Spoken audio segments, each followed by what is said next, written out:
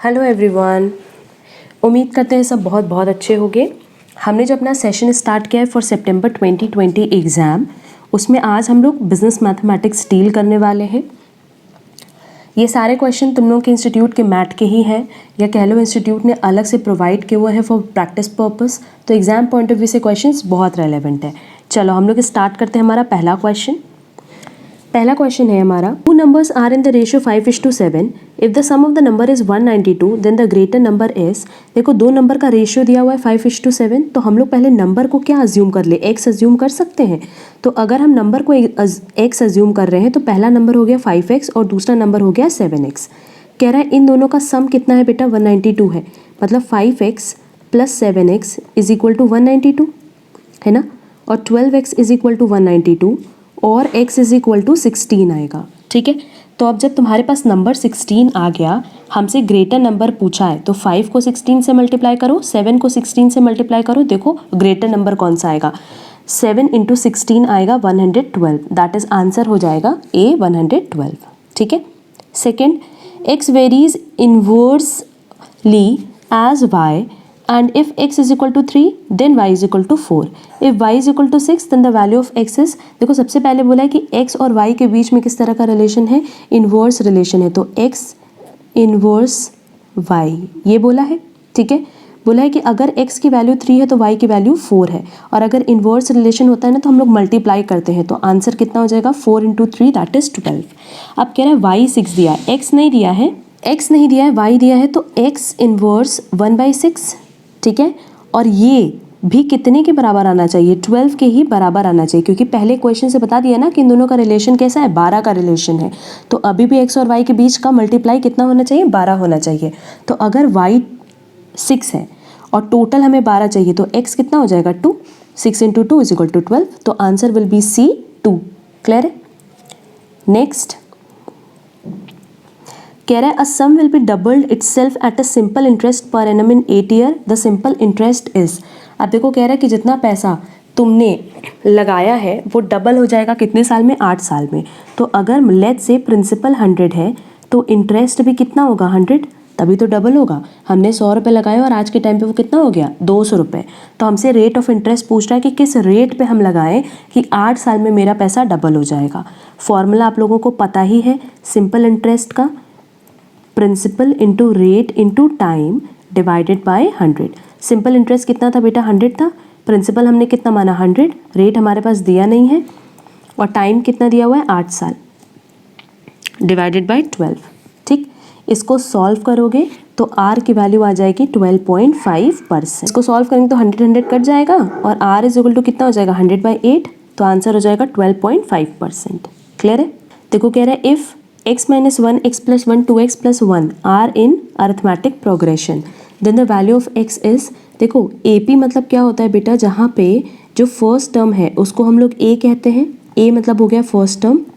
ठीक है, और कॉमन डिफरेंस हमें निकालना होता है। कॉमन डिफरेंस कैसे निकालना होता है, लेट्स से अगर मान लो A B C ये सीरीज़ है, ठीक है, तो कॉमन डिफरेंस कैसे निकलता है, B - A और फिर कॉमन डिफरेंस C - B। मतलब ये और ये इक्वल होना चाहिए, कॉमन डिफरेंस माइनस करने पे सेम आना चाहिए। तो ऐसी सीरीज़ को हम क्या कहते हैं, AP। लेट्स से हमारे पास एक सीरीज़ है 1 2 3। यहाँ देखो फर्स्ट टर्म क्या हो जाएगा, 1, इसका डिफरेंस 1 है, इसका डिफरेंस भी 1 है, इसका मतलब D कितना हो गया, 1। इसका मतलब ये सीरीज़ अरिथमेटिक प्रोग्रेशन है। ठीक है, तो अब देखो इसको पूरा पूरा सॉल्व करने जाओगे तो नो डाउट तुम लोगों को टाइम लगेगा।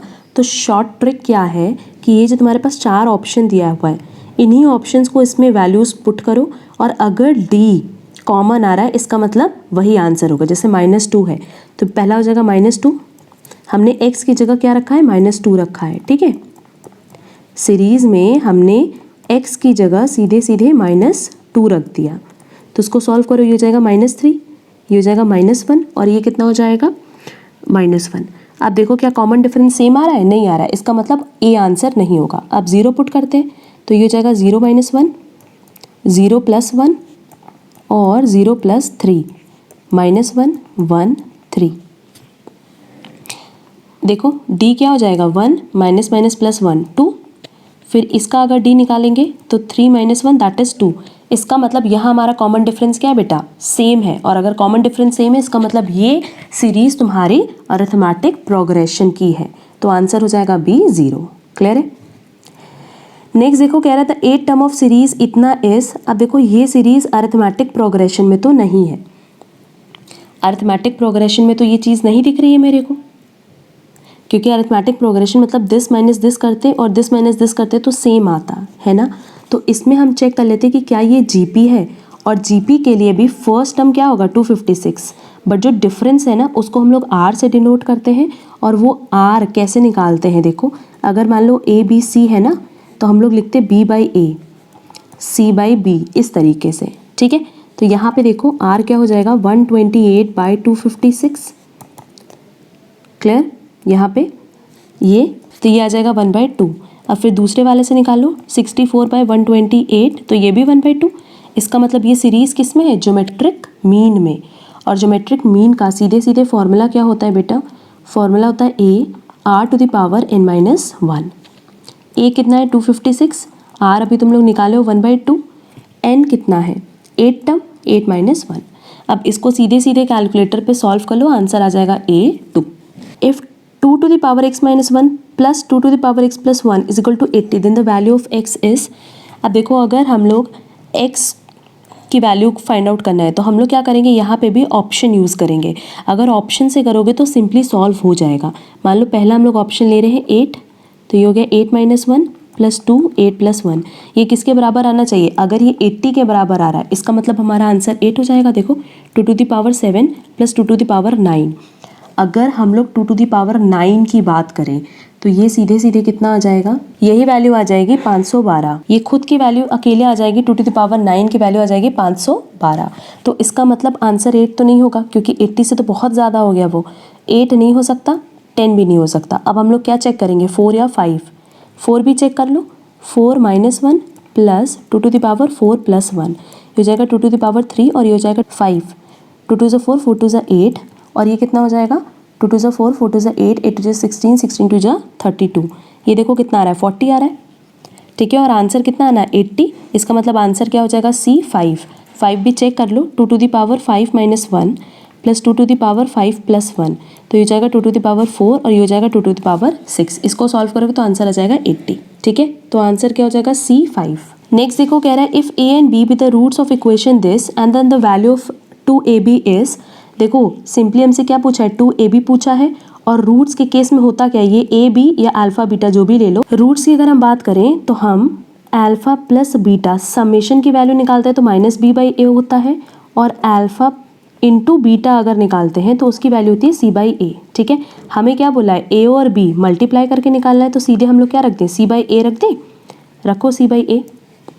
इस इक्वेशन में C/A, ये इक्वेशन होता क्या है, ax² + bx + c = 0।